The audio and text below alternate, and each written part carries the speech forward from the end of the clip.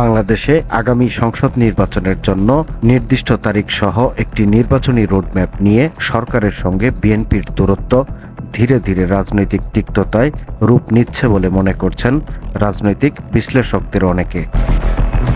বিশেষ করে গত এক সপ্তাহে নির্বাচন নিয়ে বিএনপির ভারপ্রাপ্ত চেয়ারম্যান তারেক রহমান সহ দলটির সিনিয়র নেতাদের শক্ত ভাষায় কথা বলার পরপরই অন্তর্বর্তী সরকারের প্রধান উপদেষ্টার দিক থেকে যেভাবে জবাব এসেছে সেই প্রেক্ষাপটে উভয় পক্ষের মধ্যে দূরত্ব বাড়ার ইঙ্গিতই পাচ্ছেন রাজনৈতিক বিশ্লেষকরা।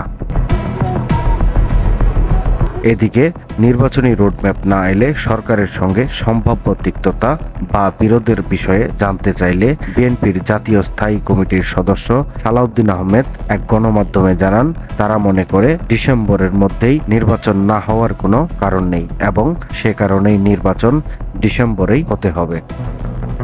এর আগে গত 22 মে প্রধান উপদেষ্টার কথিত পদত্যাগের ভাবনা নিয়ে গুঞ্জন ছড়ানোর পর 24 ও 25 মে বিএনপি সহ বিভিন্ন দলের সঙ্গে বৈঠক করেছিলেন ডক্টর মোহাম্মদ ইউনূস। সে সময় বিএনপি নির্বাচনী রোডম্যাপ ছাড়াও ছাত্র প্রতিনিধি হিসেবে সরকারে থাকা 2 উপদেষ্টা ও জাতীয় নিরাপত্তা উপদেষ্টাকে বাদ দেওয়ার দাবি করেছিল। সে দাবির ব্যাপারেও সরকার এখনো কোনো পদক্ষেপ নেয়নি।